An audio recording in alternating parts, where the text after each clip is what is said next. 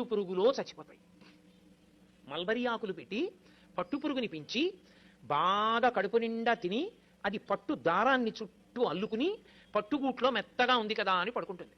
ఇక అది పడుకుని నిద్రపోవడం మొదలెట్టిన తర్వాత ఇక అది బయటికి రాలేదు, ఇక పట్టుదారం మొదలదు. ఇప్పుడు ఆ పురుగును ఒక్కదాన్ని తీసి బయటపడేయాలంటే పట్టు కాయని కోసేయాలి. కోసేస్తే దారం ఇంతంత ముక్కలైపోతుంది. అందుకే పట్టు కాయలన్నీ ఏం చేస్తారంటే మరుగునీళ్లలో పడేస్తారు. మరుగునీటిలో పడిపోగానే ఆ పట్టు పురుగుకి తెలివస్తుంది. అది బయటికి వెళ్ళిపోవాలని దారాల మధ్యలోంచి పెడుతున్న మరుగునీటికి శరీరం ఉడికిపోతుంటే గిల గిల గిల గిల కొట్టుకుంటుంది. కొట్టుకుని బయటికి వెళ్లే మార్గం లేక తాను అల్లుకున్న గూట్లో తానే చచ్చిపోతుంది.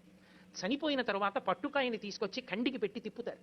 తిప్పి దారాన్ని యువతలకి తీసేసి ఆ పట్టు కాయని దాంట్లో ఉన్నటువంటి పురుగుని వీధిలో పారేస్తారు. ఎంతో హింస ఉంది ఒక పట్టుపంచలో.